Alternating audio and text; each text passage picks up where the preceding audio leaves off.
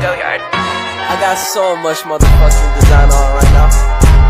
Break it down, bring it back, make it clap. I got 3 old thoughts, new guap, wear that thing. Bitches on my line, and you know Tindak pidana korupsi dalam peraturan perundang-undangan di Indonesia.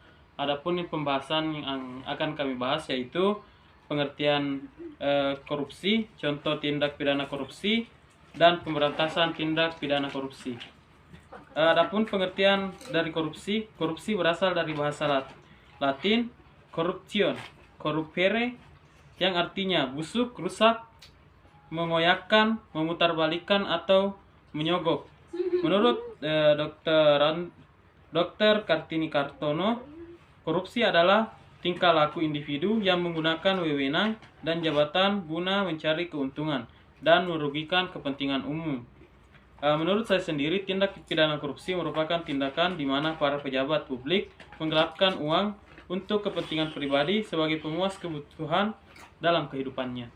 Adapun contoh tindak pidana korupsi, yang pertama, kasus tindak pidana pencucian uang flu burung. Negara diduga dirugikan sebesar 770 miliar rupiah. Yang kedua, suap CPNS 2014 di Musirawas. Yang ketiga, penyuapan perkara judi online.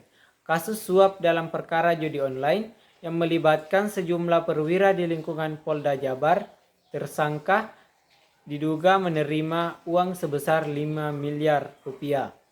Yang keempat, Angelina Sondak jadi tersangka kasus suap pembangunan Wisma Atlet. Yang kelima, kasus korupsi Gubernur Sulawesi Selatan Nurdin Abdullah diduga terima sebesar 5,4 miliar rupiah. Yang keenam, kasus korupsi suap terkait perizinan tambang nikel. Yang ketujuh, korupsi penyuapan wali kota Kendari. 8. Kasus bagi kupon umrah di Jakarta Selatan. Pemberantasan tindak pidana korupsi. 1. Delik korupsi dalam KUHP membangun dan mengisi kemerdekaan korupsi terus mengganas sehingga mengganggu jalannya pembangunan nasional. 2. Peraturan pemberantasan korupsi pengusaha peran pusat PRT dalam _Perpu _013 3. Undang-Undang Nomor 24 RRP tahun 1960 tentang tindak pidana korupsi. 4. Undang-Undang Nomor 3 tahun 1971 tentang pemberantasan tindak pidana korupsi. 5. TAP MPR Nomor 11 MPR 1998 tentang penyelenggara negara yang bersih dan bebas korupsi, kolusi, dan nepotisme. 6. Undang-Undang Nomor 28 Tahun 1999 tentang penyelenggara negara yang bersih dan bebas korupsi, kolusi, dan nepotisme. 7. Undang-Undang Nomor 31 Tahun 1999 tentang pemberantasan tindak pidana. 8. Korupsi. Undang-Undang Nomor 20 Tahun 2001 tentang perubahan atas Undang-Undang Nomor 31 Tahun 1999 tentang pemberantasan tindak pidana korupsi. 9. Undang-Undang Nomor 30 Tahun 2002 tentang Komisi Pemberantasan Tindak Pidana Korupsi. 10. Undang-Undang Nomor 7 Tahun 2006 tentang pengesahan United Nations Convention Against Corruption 2003. 11. Peraturan Pemerintah Nomor 71 Tahun 2000 tentang peran serta masyarakat dan pemberian penghargaan dalam pencegahan dan pemberantasan tindak pidana korupsi. 12.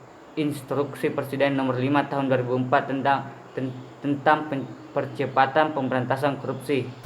Jadi kesimpulannya, berdasarkan iuran di atas dapat disampaikan kesimpulan tindakan pidana korupsi bukanlah tindakan pidana baru di dalam peraturan perundang-undangan di Indonesia. Istilah tindak pidana korupsi itu sendiri telah digunakan sejak berlakunya peraturan pemberantasan korupsi. Penguasa peran pusat nomor PRT Perpu _0301/1950, namun perbuatan korupsi yang diatur dalam peraturan perundang-undangan di Indonesia pada hakikatnya telah dikenal dan diatur dalam kegiatan undang-undang hukum pidana KUPH. Hal ini terbukti dengan diadopsinya beberapa ketentuan hukum pidana dalam KUPA menjadi delik korupsi. Sekian dan terima kasih.